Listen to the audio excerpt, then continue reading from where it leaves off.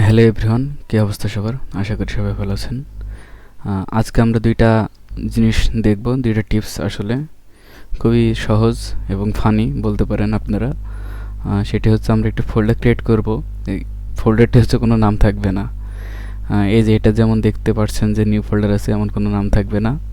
এমন একটি folder create করব এবং ফোল্ডারটি আমরা কীভাবে হাইড রাখতে পারি সেটা দেখাবো। হাইড অনেকভাবে করা যায়, ফানিভাবে দেখাবো যে কীভাবে হাইড আপনারা রাখতে পারেন, স্ক্রিনে দেখা যাবে না।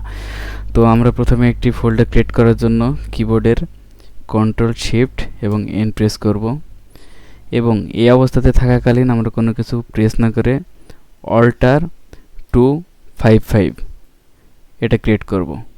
অল্টার 255 প্রেস করব এবং এরপরে এন্টার মারব, তাহলে নাম বাদে ফোল্ডার হয়ে যাবে। এই যে ফোল্ডারটি কোনো নাম নেই।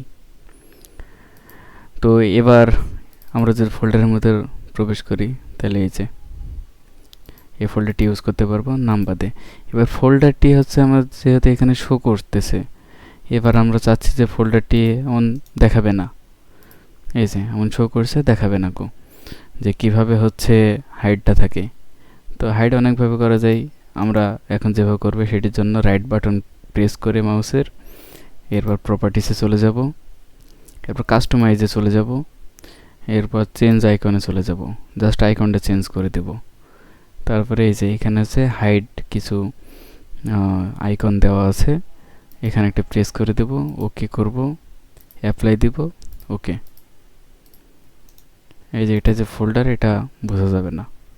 এই যে এইভাবে আমরা হাইড করতে পারি, অন্যভাবে করতে পারেন আপনারা।